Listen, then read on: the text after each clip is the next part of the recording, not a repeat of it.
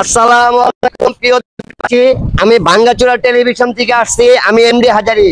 আমাদের মাঝে বাংলাদেশের একমাত্র সুদর্শন পুরুষ আমাদের ডলফিন ভাই। আচ্ছা ডলফিন ভাই, আপনি বাংলাদেশের একটা সুদর্শন পুরুষ, তো ভাই আপনার এই যে পোশাকের ডিজাইনার যে আপনি করেন, আপনি এই পোশাকের ব্যাপারে আমাদের চ্যানেলে কিছু বলেন। ভাই খুব সুন্দর একটি কোশ্চেন করেছেন আপনি। আমার এই ড্রেস আপ গুলো, এই যে দেখতেছেন এই ডিজাইন, এগুলো আমি নিজে করি, কেননা আমার ড্রেস আপ এখানে কেউ বানাতে পারবে না। এই যে দেখছেন, এটা আমার নিজের হাতে তৈরি করা খুবই সুন্দর ইউনিক একটা ডিজাইন। এই ডিজাইনের জন্য আমি বাংলাদেশ থেকে খুবই রেসপন্স পেয়েছি। আর এই যে দেখছেন আমার গলার হারটা, এটা আপনার ইন্ডিয়া থেকে আনা, বুঝতে পারছেন তো? ইন্ডিয়া থেকে আনা, এটার প্রাইসও ভালো, মোটামুটি প্রায় আপনার 1 থেকে 1.5 লাখ টাকার মতো পড়েছে। আরো যে আমি জুয়েলার্সে পরে আছি, এগুলোর এক একটা প্রাইস এক এক রকম, ঠিক আছে? তো এইসব কারণে আমার যে এইসব ডিজাইন দেখতেছেন, এইসব কারণে বাংলাদেশে আমার একটা খ্যাতি নাম, বাংলাদেশে 1 নম্বর সুদর্শন পুরুষ হিসাবে সবাই আমাকে চিনে। ভাই এই যে আপনার যে এত জজ খ্যাতি, তা আপনি এখন বাংলাদেশের জন্য কি করতে চাইতেছেন, এটা আমাদেরকে একটু বলেন। দেখেন, আমাদের যে বাংলাদেশের ফ্যাশন ডিজাইনিংটা আছে, এটা একেবারে নাই বললেই চলে।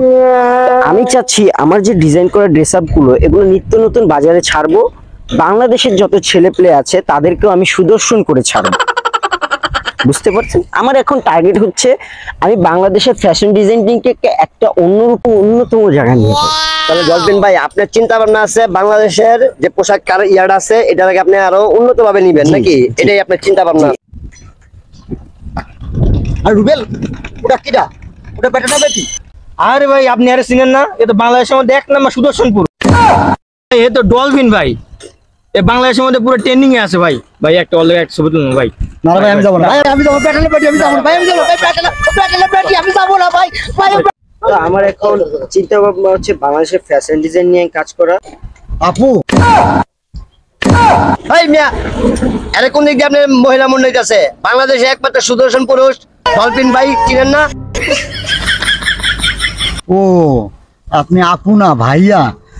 ভাইয়া আমার ছোট ভাই আপনার কাছে সেলফি তুলতে। সেটা সুন্দরভাবে বললেই তো হয়। আসো ভাইয়া, আসো, একটা সেলফি তুলে আসো। মোবাইল কোথায়? সেলফি তো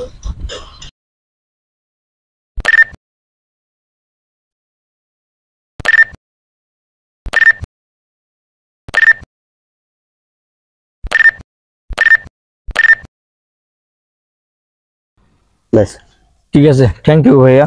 আচ্ছা ভাইয়া, আসবা হ্যাঁ? আর ফ্যাশন ডিজাইন শিখলে আমার কাছে আসবা, আমার অফিসে অ্যাড্রেস দিয়ে দিব, ঠিক আছে? চল।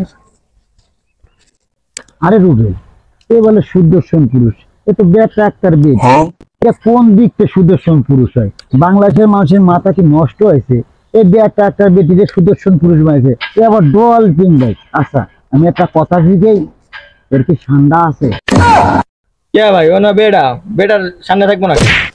আমার মনে হয় ওর ওই যে ঠান্ডাটা আছে না, ওই ঠান্ডাটা লুজ হয়ে গেছিল, ওটা কেটে ফেলা দিয়ে ওকে সুদর্শন পুরুষ মানে, ও আছে সুদর্শন পুরুষ আর আমার ডান্ডা সারা।